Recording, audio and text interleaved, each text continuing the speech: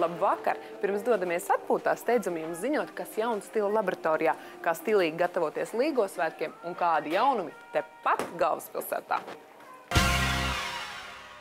Rīgā atvērts pavisam jauns lauku labumu tirdziņš, kur atklāšanas ballītē tika darināti kulinārijas brīnumi. Man ir viena brīnišķīga masālītu gurķīšu recepte, ko es nedomāju atklāt, jo tā ir ļoti īpaša. Mēs atklājām, ka šī brīža top tendence ir garšvielas podziņos. Šis ir pusotru gadu audzēts rozmarīns.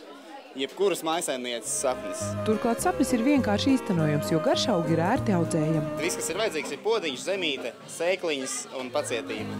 Arī pašmāju dizaina nozara atbalsta augu audzēšanu. Mākslas akadēmijas diplomanta Baiba Lindāne ir radījusi lampu augu dārs. Lampa paredzēta zaļuma audzēšanai Latvijā un citās Ziemeļvalstīs. Rudenī un ziemā izaudzētos garšaugus ir nepieciešama šāda lampa. Speciāls apgaismojums. Tāda kā saules gaismas imitācija garšaugiem. Pārliecinošais lampas dizains padara to par oriģinālu interjeru objektu, kāds piestāvētu arī jaunajai Rīgas kafetērijai un smalklietu veikaliņam Bonēra, kas ir modes ikonas Chanels melnbalta inspirācija ar omulīgu interjeru un pārdomātām vintāžas modes lietiņām, no kurām vienai ir īpašs stāsts. Viena Yves Saint Laurent somiņa vecā, kurā mēs atradām bankas izrakstītu čeku par $10,000 skaidrā naudā, kāds cilvēks acīm redzam ir izņēmis. Un vēl 3 monētiņas klāt. Man liekas, ka šī somiņa nesīs daudz naudas. Ienirst modes pasaulē, izzina vēsturiskās vērtības un pie tā visa vēl baudi gardas kūciņas. Mani kā jau kārumnieci šajā vietā visvairāk iepriecina mājkūkas. Taču no saldumiem vien pārtikt nedrīkst. Tāpēc īstais laiks noskaidrot, ko likt galdā šīs vasaras ballītēs arī Līgo svētkos. Un tās noteikti nav desu maizes. Pierastās sviestmaizes ar desu, ar šķiņķi, ar olu, un ar ķilavu un nezinu ko, bet varbūt sevi kādreiz tomēr vajag palutināt. Liepkalnu maizes speciālisti mums ierāda, ka baltmaizes šķēlītes būvētas kārtās ar Filadelfijas siera un saldā krējuma masu un svaigām zemenēm. Paturētas leduskapī var pārtapt visai izskatīgā zemeņkūkā. Pagatavošana varētu aizņemt kādas 20 minūtes, atkarībā, cik mēs gribam tādas maizītes sataisīt. Savukārt uz melnās maizītes var droši smērēt krietnu sviesta kārtu un likt virsū prāvu ķimeņu siera riku. Tā stāvu pa stāvam var tapt sāļā Jāņu kūka. Tā teikt jauns pielietojums vecajam labajam Jāņu sieram. Bez tam rupmaizes stienīšus var aptīt ar šķiņķi šķēlīti un aprunināt eļļā. Mājās nav, tad eļļiņu varat uzsildīt katliņā un uzvārīt. Un tas pats viens sanāks. Rezultāts ir jauns veco labo maizīšu izskats un arī garša, ko var baudīt svētkos un tuvojošajā Līgo vakarā, ko modes māksliniece Diana Liepniece iesaka pavadīt ar modernizētiem tautas tērpa motīviem. Tas tautas tērps, kas mums ir tradicionāli, viņš tomēr ir gan dārgs visādā ziņā, ja tur to pilno komplektu taisa, gan arī tomēr morāli novecojis, varētu atļauties teikt. Tad man gribējās radīt kaut ko mūsdienīgu, bet ar tautiskiem elementiem. Un tad tās idejas rosījās. Tad es atļāvos gan izmantot reālas tautiskas jostas, gan izmantot kaut kādas stilizācijas.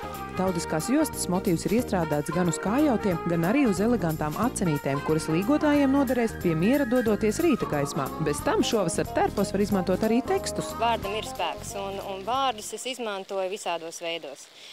Gan ir uzdrukāti uz apakšsvārkiem, un tie ir tie spēka vārdi, ar kuriem mēs varam sevi ietekmēt un uzbūrt sev garastāvokli gan svētkos, gan ārpus tiem. Diānas radītajos kokvilnas tērpos teksti ir gan uz krekliem, gan aprots, un pat zem brūņķiem, tā teikt, tērpos šajā vasarā ir iepīti vairāki maģiski stāsti, kuri nav viskā uz dēlnes atklājami.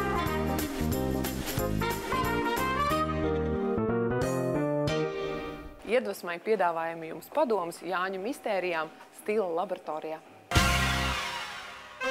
Šoreiz stila laboratorijā, kā netērējot lietus līdzekļus, oriģinālā veidā pavadīt īsāko vasaras jeb saulgriežu nakti. Izrādās meitu vainagdziņš var tapt ne tikai no ziediem. Vainagdziņus var sagatavot no siena un pēc tam var dekorēt, kā katra meita vēlas, ar dzīviem ziediem, ar mākslīgiem ziediem. Ar ziediem var dekorēt ne tikai vainagus, bet arī siena ķīpas. Savukārt puišiem Līgo laikā piestāvēs īsts balts lina krekls. Tāda gara nakts jāiztur, tādēļ jābūt labā noskaņojumā un baltā krāsa dos labu labu un priecīgu noskaņojumu. Bet pret odu invāziju noturēs audumu veikalos nopērkamais tilla audums, kuru var transformēt. Vislabāk pret odiem Jāņos dara tilla apmetnīšu un ietīties tillāts, ar to var elpot un var visu nakti staigāt, dejot, dziedāt. Un tas ir gandrīz lētāk nekā viens tas pūšamais pret odiem. Par tilla audumu izmantošanu oriģinālā veidā sajūsmināti un visai optimistiski noskaņot ir garām gājēji. Tā varētu būt kaut kādu galvas saku, kas iet pāri līdz krūtīm, piemēram, kaut kas, kādi jāciņ, kaut kas tas būtu labs.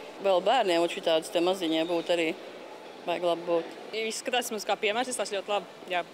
Jā, augšdarē labi, kājas. Aplūko un klātienē izpēti stila laboratoriju līdz pat Jāņiem modas lielveikalā Domi. Pagaies nevar tagad runāt, ja? Gatavojieties svētkiem saulaicīgi, savukārt mēs dodamies atpūtā.